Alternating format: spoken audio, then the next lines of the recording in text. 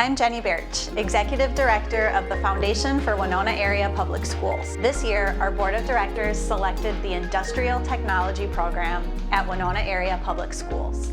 The campaign is called Forging a Future. So it is a way for the community and local companies to donate to a program that is going to, potentially the money will go into our CTE program, and it will eventually get us new equipment and help support the CTE area at the high school. CTE is technical education, so it's careers after high school. So really promoting the trades, that kind of world, so machining kind of the next step, the work-based learning at the high school here.